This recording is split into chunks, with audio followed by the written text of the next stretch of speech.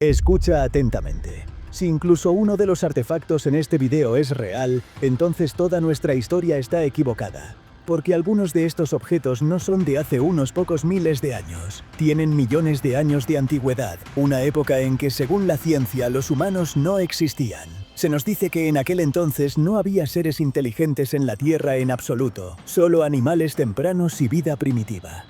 Sin embargo, estos artefactos muestran signos claros de tallado, forma, diseño e intención. Lo que significa que algo o alguien estaba creando mucho antes de que se supusiera que aparecieran los humanos. Lo que significa que la civilización puede no haber comenzado una vez. Puede haber comenzado, colapsado y reiniciado nuevamente. Y si eso es verdad, entonces no somos el comienzo de la historia humana. Somos el segundo capítulo de una historia mucho más antigua. En el verano de 1889, en el tranquilo pueblo de Nampa, Idaho, un grupo de trabajadores estaba perforando profundamente en el suelo. Solo estaban tratando de acceder al agua. Pero a una profundidad de casi 100 metros, el taladro sacó algo para lo que nadie podría haberse preparado. Una diminuta figurilla de arcilla con forma de mujer humana. Pequeña, no más grande que un pulgar, pero tallada con intención. Puedes ver la cabeza, los brazos y las piernas, incluso la curva de los hombros y la leve impresión de ropa. Esto no eran escombros, esto era arte. Pero aquí está la parte que los científicos todavía intentan evitar. La capa de tierra en la que se encontró tiene millones de años de antigüedad, no miles, millones. La figurilla estaba incrustada en depósitos de arcilla endurecida, depositados mucho antes de que se supusiera que los humanos existieran, mucho antes de herramientas o civilizaciones. Los expertos trataron de descartarlo llamándolo contaminación, pero eso es imposible porque la capa estaba sellada. Incluso afirmaron que el sedimento tal vez fue mal identificado, pero la línea de tiempo geológica está confirmada. Entonces, ¿qué queda? ¿O alguien capaz de esculpir y crear arte detallado existió mucho antes de que la ciencia moderna diga que aparecieron los humanos? ¿O hay algo sobre nuestra historia, algo fundamental que simplemente no entendemos? Y aquí está el detalle que la mayoría de los libros de texto convenientemente omiten. La arcilla usada para hacer la figurilla debe haber sido cocida, calentada a alta temperatura, lo que significa que quien la hizo controlaba el fuego y tenía tiempo para la expresión creativa. Esto no es el trabajo de seres primitivos tempranos. Esto es el trabajo de una cultura, una mente, un alguien. Pero ese alguien vivió en un momento en que, según cada línea de tiempo que enseñamos hoy, no existían humanos en ningún lugar de la Tierra. Piénsalo por un momento. Estamos hablando de un artefacto que fue sacado de casi 100 metros bajo tierra, de capas geológicas que datan del Plioceno o incluso del Mioceno. Eso es entre 2 y 5 millones de años atrás. En ese tiempo, nuestros ancestros más antiguos apenas estaban comenzando a caminar erguidos. Eran Australopithecus, con cerebros del tamaño de un chimpancé, sin lenguaje, sin herramientas complejas, sin arte, sin cultura. Y sin embargo, aquí tenemos una figurilla que muestra comprensión de la anatomía humana, proporciones artísticas y la capacidad técnica de moldear arcilla y cocerla a temperaturas lo suficientemente altas como para endurecerla permanentemente. Estas no son habilidades que aparecen espontáneamente, son capacidades que requieren cerebros desarrollados, manos hábiles, conocimiento transmitido y tiempo dedicado a actividades más allá de la mera supervivencia. Los trabajadores que encontraron la figurilla eran hombres ordinarios excavando un pozo de agua. No tenían incentivo para fabricar un engaño, no sabían que lo que encontrarían desafiaría las cronologías científicas. Simplemente informaron lo que vieron, un objeto pequeño y tallado que emergió del taladro junto con sedimento de casi 100 metros de profundidad. La figurilla de Nampa se encuentra silenciosamente ahora, encerrada en el almacenamiento del museo, haciendo una pregunta que la ciencia todavía se niega a responder. Si esto es real, ¿quiénes éramos antes de ser humanos? O más inquietante aún, ¿existió una civilización humana o humanoide millones de años antes de lo que nuestros libros de texto admiten? Una civilización que surgió, floreció y luego desapareció tan completamente que apenas quedan rastros. La respuesta convencional es descartar la figurilla como un engaño, una contaminación o un error de datación. Pero ninguna de estas explicaciones aborda satisfactoriamente todos los hechos. Si fue un engaño, ¿quién lo plantó y cómo lo introdujeron a 100 metros bajo tierra en capas de sedimento intactas? Si fue contaminación, ¿cómo descendió un objeto de la superficie a través de capas compactadas sin dejar ningún rastro de perturbación? Y si la datación está equivocada, ¿por qué múltiples análisis geológicos independientes confirman la antigüedad de las capas circundantes? La figurilla de Nampa permanece como una de las anomalías arqueológicas más profundamente inquietantes jamás descubiertas. No encaja en ninguna cronología aceptada. Desafía cada teoría sobre los orígenes humanos y sugiere que hay capítulos completos de la historia de la Tierra que hemos olvidado o nunca conocimos. Pero si una figurilla imposiblemente antigua te deja cuestionando todo, prepárate para lo que se encuentra a lo largo de la costa de Nueva Zelanda. Piedras tan perfectamente esféricas que hacen que te preguntes si la naturaleza realmente puede crear tal precisión matemática, o si algo más estuvo involucrado. A lo largo de la costa remota de Nueva Zelanda, donde la marea entra lenta y pesada, yacen docenas de piedras lisas y perfectamente redondas que descansan medio enterradas en la arena. Se conocen como las rocas Moeraki. Algunas son del tamaño de un puño. Otras tienen 2 metros de diámetro, pesando varias toneladas. Pero lo que las hace imposibles es su forma. Son esferas casi perfectas, geométricamente precisas. Dentro, algunas revelan una red de segmentos geométricos agudos, placas hexagonales que se bloquean como la estructura interna de un objeto diseñado, no algo formado por erosión. Los geólogos dicen que se formaron naturalmente durante millones de años. Pero aquí está el problema. Nada más en la naturaleza se forma así. No con este tamaño uniforme, este número, esta precisión. Las rocas Moeraki desafían las explicaciones geológicas simples de múltiples maneras. Primero, su esfericidad es notable. Cuando los geómetras las miden, encuentran que muchas son esféricas dentro de tolerancias de menos del 1%. Eso significa que la diferencia entre su diámetro más largo y más corto es casi imperceptible. La naturaleza rara vez produce tal simetría. Los procesos naturales de erosión tienden a crear formas irregulares, asimétricas, con protuberancias y depresiones aleatorias. Segundo, la uniformidad de tamaño es extraña. Si estas fueran verdaderamente concreciones aleatorias formadas por procesos geológicos normales, esperarías ver una amplia gama de tamaños distribuidos aleatoriamente. En cambio, muchas de las rocas Moeraki se agrupan alrededor de tamaños específicos, como si hubieran sido diseñadas según especificaciones estándar. Tercero, y quizás lo más desconcertante, es la estructura interna. Cuando estas rocas se agrietan naturalmente o son abiertas para estudio, revelan patrones geométricos internos que parecen demasiado organizados para ser aleatorios. Las placas hexagonales se bloquean con precisión, formando estructuras que se asemejan a panales o cristales de ingeniería. Los geólogos explican esto como fracturas de contracción septaria, pero incluso ellos admiten que la regularidad es inusual. Y eso nos lleva a algo más antiguo que la ciencia. Los maorí, el pueblo indígena de Nueva Zelanda, no ven estas piedras como accidentes geológicos. Las llaman te Kaijinaki y dicen que son los huevos de un gran ancestro similar a un dragón, un ser que viajó a través del mar mucho antes que los humanos. Esta creencia no está aislada. En todo el mundo, desde China hasta Escandinavia hasta las Américas, las civilizaciones antiguas describen seres serpentinos, dragones del cielo o dioses que llegaron en recipientes ovales similares a piedras que cayeron de los cielos o emergieron del mar.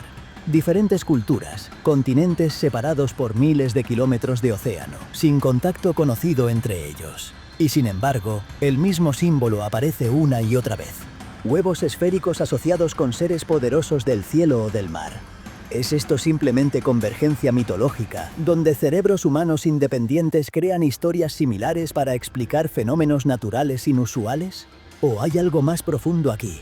¿Algún evento real que ocurrió en un pasado tan distante que solo sobrevive como mito, distorsionado y embellecido a través de miles de generaciones de narración oral? Entonces nos quedamos con dos posibilidades, y ninguna se asienta cómodamente. O la naturaleza formó esferas perfectas y matemáticamente precisas millones de años antes que los humanos, a través de procesos que entendemos imperfectamente y que producen resultados que parecen diseñados. O las culturas antiguas preservaron la memoria de algo que una vez llegó aquí, algo asociado con objetos esféricos, y dejó una impresión tan profunda en la conciencia humana que se convirtió en parte del mito fundamental de múltiples culturas en todo el mundo. Las rocas Moeraki permanecen en la playa, siendo lentamente erosionadas por las mareas, sosteniendo secretos que tal vez nunca comprendamos completamente. Son un recordatorio de que incluso las explicaciones naturales a veces plantean tantas preguntas como responden. Pero si esferas de piedra perfectas te dejan preguntándote qué es realmente posible en la naturaleza, prepárate para lo que se construyó en lo alto de las montañas de Bolivia. Un monumento que demuestra conocimiento astronómico que rivaliza con los cálculos modernos, tallado en piedra hace 14.000 años. En lo alto de una meseta fría y azotada por el viento en Bolivia, a casi 4.000 metros sobre el nivel del mar, se encuentra la antigua ciudad de Tiwanaku. No hay ríos aquí, no hay campos fértiles, no hay razón obvia para que una civilización surgiera en este aire duro y delgado. Y sin embargo, lo hizo. Justo en su centro hay un solo monumento tallado conocido como la Puerta del Sol. Un arco masivo cortado de un solo bloque de piedra que pesa casi 10 toneladas. Pero es lo que está tallado en la piedra lo que deja inquietos a los historiadores. En la parte superior de la puerta hay una figura, un ser similar a un dios rodeado por 48 símbolos cuadrados dispuestos con exacta precisión matemática.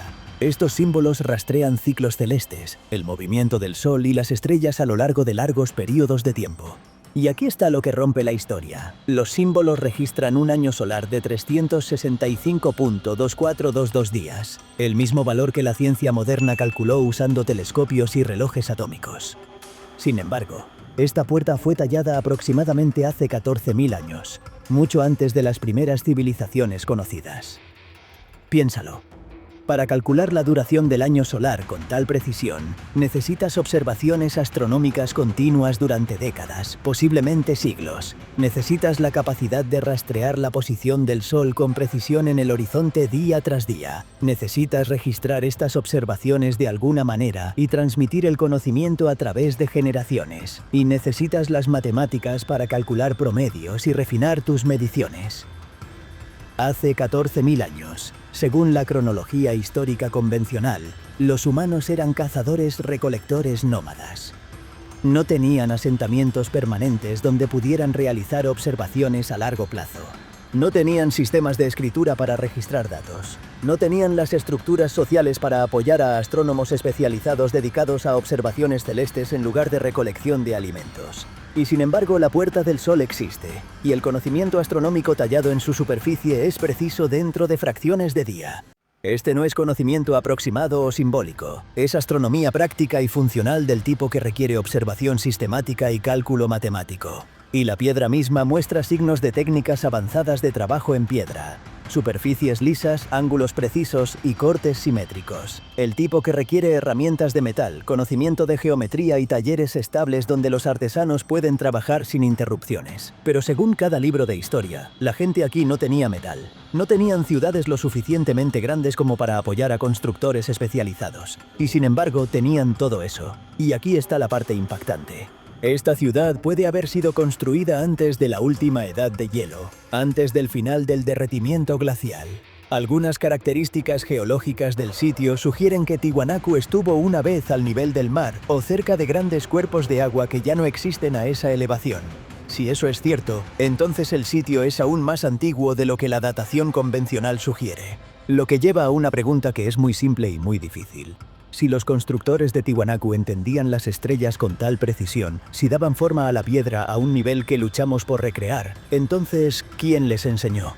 Porque el conocimiento como este no aparece al azar, no surge espontáneamente de la nada. Viene de la memoria, de la experiencia, de un linaje de conocimiento transmitido de maestros a estudiantes a través de generaciones. Pero si Tiwanaku tiene 14.000 años de antigüedad, o incluso más, entonces ese linaje de conocimiento se extiende hacia atrás en el tiempo hasta un periodo que la historia convencional insiste que fue precivilizacional. No debería haber habido maestros, no debería haber habido escuelas, no debería haber habido tradiciones de conocimiento astronómico y arquitectónico que se remontaran lo suficiente como para producir este nivel de sofisticación, a menos que existiera una civilización antes de las civilizaciones que conocemos, una cultura que dominó la astronomía, la arquitectura y las matemáticas, y luego desapareció tan completamente que apenas quedan rastros, excepto monumentos ocasionales como la Puerta del Sol que sobrevivieron cuando todo lo demás se derrumbó. Algunos investigadores han señalado alineaciones en Tiwanaku que corresponden a posiciones estelares no del presente, sino de hace 12.000 a 15.000 años. Las estrellas se mueven lentamente en relación con la Tierra debido a la precesión axial, un bamboleo en la rotación de la Tierra que toma 26.000 años para completar un ciclo. Si las alineaciones arquitectónicas en Tiwanaku corresponden a configuraciones estelares de hace 12.000 años, entonces el sitio puede haber sido diseñado en ese momento, no solo construido. La arqueología convencional rechaza estas interpretaciones, señalando que la datación por radiocarbono de materia orgánica en el sitio sugiere ocupación que comenzó hace aproximadamente 3.000 años. Pero ¿y si las personas hace 3.000 años estaban simplemente reocupando y reutilizando estructuras mucho más antiguas? ¿Y si Tiwanaku es como tantos otros sitios antiguos, donde civilizaciones posteriores construyeron encima de fundaciones que ya tenían miles de años? La Puerta del Sol permanece en Tiwanaku, su mensaje tallado en piedra, desafiando explicaciones simples. El conocimiento astronómico que representa es real. La precisión del trabajo en piedra es innegable. Y la edad del sitio, ya sea de 3.000 o 14.000 años, sigue siendo problemática para nuestras narrativas sobre cuándo y dónde surgieron las civilizaciones complejas. Pero si un monumento que registra el año solar con precisión moderna te deja asombrado, prepárate para el descubrimiento final. Una losa de piedra masiva cubierta de símbolos tan misteriosos que las autoridades la enterraron 2 veces para evitar que la gente haga demasiadas preguntas. En un campo tranquilo cerca de Glasgow, Escocia, debajo de capas de suelo y hierba, yace uno de los tallados más misteriosos de la Tierra. Una sola losa de piedra de más de 12 metros de ancho, cubierta de símbolos. Círculos dentro de círculos, patrones similares a estrellas, líneas que se conectan e intersectan como un mapa de algo que ya no reconocemos. Esta es la Piedra de Kochno. Fue descubierta por primera vez en los 1800 y causó inmediatamente confusión. Los tallados son más antiguos que las pirámides, más antiguos que la escritura, más antiguos que la mayoría de las civilizaciones conocidas. Y sin embargo, quien los talló lo hizo con intención clara. No son marcas aleatorias, garabatos sin sentido o decoración casual. Son patrones organizados, repetidos, geométricamente precisos que claramente significaban algo importante para quienes los crearon. La piedra data de aproximadamente 5.000 años atrás, del período neolítico tardío, cuando se suponía que las personas en Escocia eran agricultores simples viviendo en pequeñas comunidades, sin escritura, sin ciudades, sin estructuras sociales complejas. Sin embargo, alguien dedicó tiempo y esfuerzo inmensos a tallar esta losa masiva con símbolos que sugieren conocimiento sofisticado. Y aquí está la parte que hace que este descubrimiento sea aún más inquietante. En la década de 1960, las autoridades locales tomaron la extraordinaria decisión de enterrar la piedra nuevamente. La razón oficial era protegerla del vandalismo y la erosión por exposición a los elementos. Pero muchos investigadores locales sugieren que había otra motivación. Demasiadas personas venían a verla. Demasiadas preguntas estaban siendo hechas. Demasiadas teorías alternativas estaban siendo propuestas. Durante décadas, la Piedra de Kochno permaneció oculta bajo tierra, efectivamente removida del escrutinio público y la investigación académica. Cuando fue finalmente reexcavada nuevamente en 2015 para estudio, los investigadores de la Universidad de Glasgow usaron tecnología de escaneo de alta resolución para capturar cada detalle de los tallados. Crearon modelos digitales tridimensionales que permitirían el análisis sin necesidad de acceso físico a la piedra. Pero después de que terminaron su documentación, tomaron una decisión sorprendente. Volvieron a enterrar la piedra, nuevamente. La razón dada esta vez fue preservarla para futuras generaciones, protegerla del creciente vandalismo y del clima. Pero el efecto fue el mismo: hacer que el artefacto físico fuera inaccesible, removido de la vista, oculto una vez más. Porque la verdad es simple y profundamente incómoda. No tenemos idea de quién talló la Piedra de Kochno, no tenemos idea de qué significan los símbolos, no tenemos idea de para qué era. Y esa ignorancia es profundamente problemática para una disciplina que pretende entender el pasado humano. Los símbolos en la piedra incluyen lo que los arqueólogos llaman marcas de copa y anillo, patrones circulares concéntricos que aparecen en todo el arte neolítico europeo. Pero la Piedra de Kochno contiene la concentración más densa y compleja de estos símbolos jamás encontrada en cualquier lugar. Hay más de 90 patrones individuales tallados en su superficie, algunos simples círculos individuales, otros intrincados diseños de múltiples anillos conectados por canales, líneas rectas y espirales. Los arqueólogos han propuesto docenas de teorías sobre qué podrían significar estos símbolos. Algunos sugieren que son mapas estelares, registrando posiciones de constelaciones o eventos astronómicos.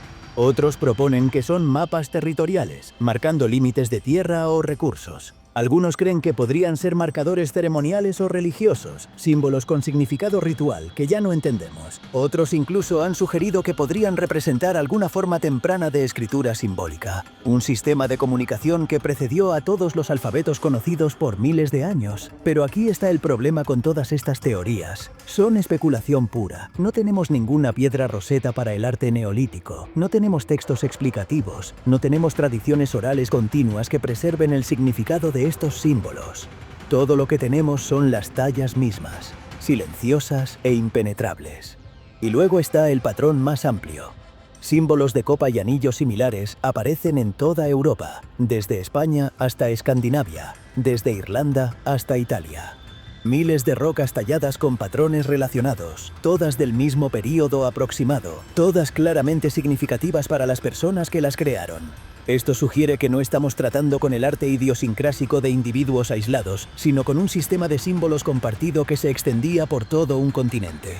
Eso implica comunicación entre grupos distantes, intercambio cultural a gran escala y algún tipo de significado compartido que era lo suficientemente importante como para que las personas en docenas de regiones diferentes dedicaran tiempo y esfuerzo a tallar estos símbolos en piedra. ¿Pero qué significado? ¿Qué era tan importante que necesitaba ser registrado en piedra permanente en lugar de confiarse a la memoria o materiales perecederos? Hubo un tiempo mucho antes de la civilización registrada cuando alguien tenía conocimiento de las estrellas, las matemáticas y el tiempo. Conocimiento que no debería existir en el mundo que nos dicen que existía. Conocimiento que fue lo suficientemente importante como para preservarlo en monumentos de piedra que sobrevivirían cuando todo lo demás se desvaneciera. La piedra de Kochno ahora descansa nuevamente bajo tierra, sellada bajo capas de tierra y hierba. Pero existe digitalmente, capturada en escaneos de alta resolución que cualquier investigador puede estudiar. Y sin embargo, incluso con toda nuestra tecnología moderna, toda nuestra comprensión de la arqueología, la antropología y la lingüística, todavía no podemos descifrar lo que estos símbolos antiguos significaban. Tal vez nunca lo haremos. Tal vez el conocimiento se ha perdido tan completamente que es irrecuperable. O tal vez simplemente no estamos haciendo las preguntas correctas. No estamos mirando los patrones de la manera correcta. No estamos considerando las posibilidades correctas sobre lo que las personas del Neolítico sabían y eran capaces de lograr. Estos 4 descubrimientos, la figurilla de Nampa, las rocas Moeraki, la Puerta del Sol de Tiwanaku y la piedra de Kochno, representan desafíos fundamentales a nuestra comprensión de la historia humana. Cada uno sugiere que las capacidades, el conocimiento o incluso la existencia de culturas sofisticadas se extienden mucho más atrás en el tiempo de lo que las cronologías convencionales admiten. La figurilla de Nampa sugiere que seres capaces de expresión artística y control del fuego existieron millones de años antes de que se supusiera que aparecieran los humanos modernos. Las rocas Moeraki demuestran que la naturaleza puede crear objetos tan geométricamente precisos que parecen diseñados, o tal vez que culturas antiguas preservaron recuerdos de eventos que ya no entendemos. La Puerta del Sol muestra conocimiento astronómico que rivaliza con cálculos modernos, tallado en piedra hace potencialmente 14.000 años. Y la piedra de Kochno presenta un sistema complejo de símbolos que claramente significaban algo profundamente importante, pero cuyo significado se ha perdido completamente. Lo que hace que estos descubrimientos sean particularmente significativos es que no están aislados. Son parte de un patrón más grande de anomalías que aparecen en todo el registro arqueológico mundial. Artefactos fuera de lugar, conocimiento imposible, capacidades inexplicables, monumentos que desafían datación y explicación. Individualmente, cada uno de estos descubrimientos puede ser descartado. La figurilla de Nampa puede ser llamada contaminación.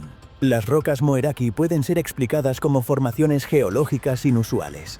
La datación de Tiwanaku puede ser cuestionada. Los símbolos de Kochno pueden ser descartados como decoración sin significado. Pero colectivamente, estos descubrimientos pintan una imagen diferente. Sugieren que nuestra comprensión de la prehistoria humana está fundamentalmente incompleta. Que las civilizaciones pueden haber surgido y caído múltiples veces a lo largo de periodos de tiempo mucho más largos de lo que admitimos.